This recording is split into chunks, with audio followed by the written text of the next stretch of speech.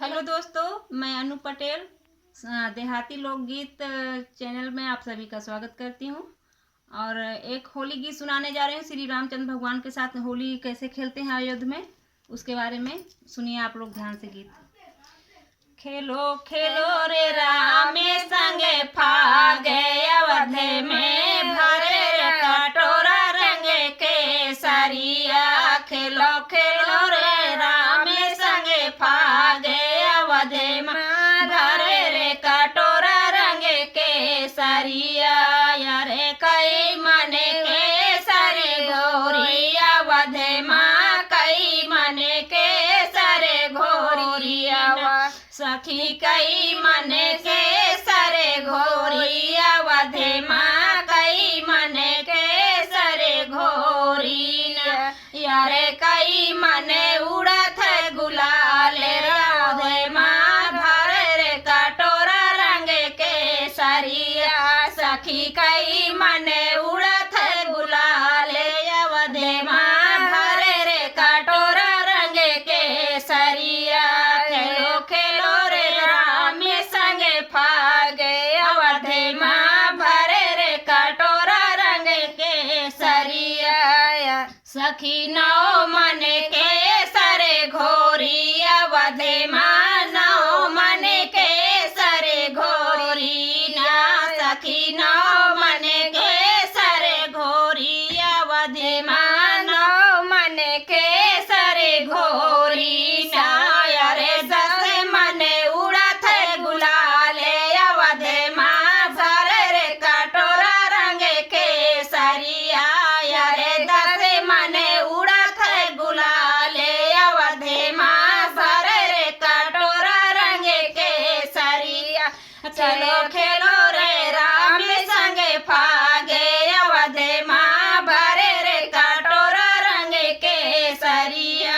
यारे कौन केसरे घोरी अवधे माँ, कौन केसरे घोरी माँ। यारे कौन केसरे घोरी अवधे माँ, कौन केसरे घोरी न। यारे कौन उड़ावे और सखी राम जी केसरे घोरी अवधे माँ, राम जी केसरे घोरी ना। सखी राम उड़ावे गुलाले अवधे माँ, भरे रे कटोरा रंगे केसरिया। रे सीता कौन केसरे घोरी अवधे माँ, कौन केसरे घोरी ना। सखी कौन केसरे घोरी अवधे माँ, कौन केसरे घोरी ना। यबे कौन उड़ावे गुलाले अवधे माँ, भरे रे कटोरा रंगे केसरिया। सखी कौन उड़ावे गुलाले अवधे माँ, भरे रे कटोरा रंगे केसरिया। खेलो खेलो रे राम संगे फागे अवधे माँ, भरे रे कटोरा रंगे केसरिया। अरे सीता ने केसरे घोरी अवधे माँ, सीता ने केसरे घोरी ना। अरे सीता ने केसरे घोरी अवधे माँ, सीता ने केसरे घोरी ना। सखी राम उड़ावे गुलाले अवधे माँ, भरे रे कटोरा रंगे केसरिया। सखी राम उड़ावे गुलाले अवधे माँ, भरे रे कटोरा रंगे केसरिया। खेलो खेलो रे राम संगे फागे अवधे माँ, भरे रे कटोरा रंगे केसरिया।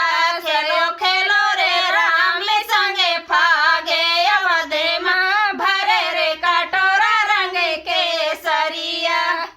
कैसे लगा है राम जी का होली गीत, कमेंट में जरूर बताना। तब तक के लिए नमस्कार, बाय बाय।